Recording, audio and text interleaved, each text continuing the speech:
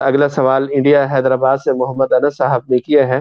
خیر، قرآن میں آتا ہے کہ عورت میں بات کرنے کا لہجہ نہیں ہوتا، یعنی وہ بیان نہیں کیا جو مرد کا ہوتا ہے، لیکن آج کل عورت بھی چیخ چلا کر بات کرتی ہے اور لڑتی بھی ہے۔ اور قرآن میں یہ بھی آتا ہے کہ اگر ایک مرد نہ ہو تو دو عورتوں کو گواہ بنا لو، اگر ایک بھول جائے تو دوسری یاد دلا دے۔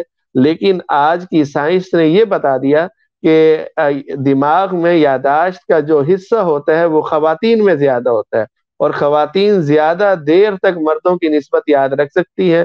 تو پھر یہ سائنس نے پروف کر دیا یہ تو، کہ گویا کہ یہ قرآن کے خلاف یہ بات جا رہی ہے۔ اور اس سے یہ بھی معلوم ہوا کہ عورت ناقصات العقل بھی نہیں ہے جو اسلام کہتا ہے، بلکہ وہ مرد سے زیادہ ذہین ہے۔ مفتی صاحب، آپ ہمارے ان دو سوالات کا جواب عنایت فرما دیجیے۔ دیکھیں، جہاں تک بات ہے نا کہ یہ کہتی قرآن یہ کہتا ہے، تو بنیادی اور اصولی بات یہ سمجھ لیں کہ ہم سائنس کو قرآن پر پرکھیں گے کہ وہ قرآن کے مطابق ہے یا اگر سائنس کی کوئی تحقیق قرآن کے مطابق ہوگی تو ہم اسے مانیں گے، اور اگر سائنس کی کوئی تحقیق قرآن کے خلاف ہوگی تو یہ کہا جائے گا کہ یہ تحقیق صحیح نہیں ہے، سائنسدان صحیح نتیجے پر نہیں پہنچا، اور سائنسدانوں کے درمیان سینکڑوں میں اختلاف ہے۔ تو اب ایک مثال کے طور پر کسی زمانے میں لوگ یہ کہتے تھے کہ جی زمین ساکن ہے، حرکت کر رہا ہے۔ پھر ایک وقت آیا اس کا برعکس کہنا شروع کر دیا کہ زمین حرکت کر رہی ہے، سورج ساکن ہے۔ پھر ایک وقت آیا سائنسدانوں نے کہا کہ حرکت کر رہا ہے، زمین بھی حرکت کر رہی ہے۔ تو ان میں سے کوئی ایک بات صحیح ہوگی نا، باقی سب کو ہم غلط کہیں گے صحیح نتیجے تک نہیں پہنچ سکی۔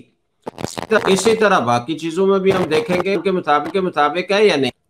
قرآن یہ کہتا ہے کہ ہر چیز اپنے مستقر کے گرد گھوم رہی ہے، شمس بھی، قمر بھی، اور زمین کے بارے میں بھی بہت ساری ایسی اشارات ملتے ہیں۔ تو اس لیے وہ تحقیق جو قرآن کے مطابق ہوگی اس کے بارے میں ہم کہیں گے کہ یہ صحیح ہے، جو قرآن کے مطابق نہیں ہے ہم یہ کہیں گے کہ سائنسدان نتیجہ صحیح نہیں نکال سکے، ان کی تحقیق صحیح نہیں ہے۔ یہ اصول یاد رکھنی چاہیے کہ ہم قرآن پر پرکھیں گے، نہ کہ قرآن کو سائنس پر پرکھیں گے۔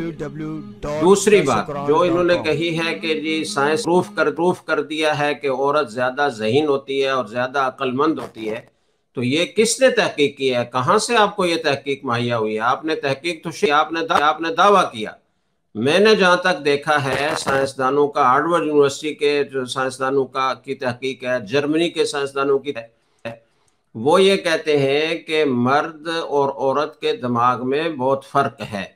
مرد کے دماغ کا اگلا حصہ اور پچھلا حصہ آپس میں زیادہ مربوط ہیں، اور عورت کا دایاں اور بایاں حصہ آپس میں زیادہ مربوط ہیں، باریک رگوں کے ذریعے سے ان کا، باریک راستوں کے ذریعے سے ان کا آپس میں ربط ہے۔ اس کا نتیجہ یہ ہے کہ جہاں جلدی سے کوئی فیصلہ ہے تو مرد اس اچھے طریقے سے کر سکتا ہے، اور جن چیزوں کا تعلق جذبات سے ہے وہ عورت زیادہ اچھا کر سکتی ہے، یعنی وہ جذبات سے متاثر ہوتی ہے۔ تو شہادت دینا یہ تو ایک ایسا کام ہے اور اتنا کام ہے کہ اس سے لوگوں کی جان اور مال کا تعلق ہے۔ آپ صحیح گواہی دیں گے تو کسی کی جان بچائیں گے، آپ گواہی دیں گے کسی کی جان گنوائیں گے۔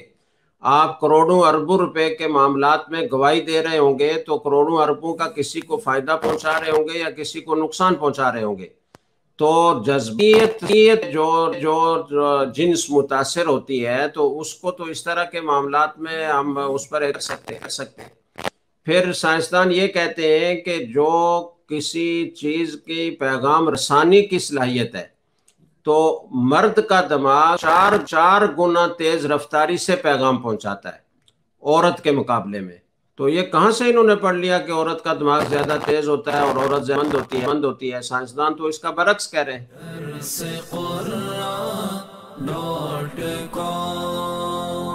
www.darsequran.com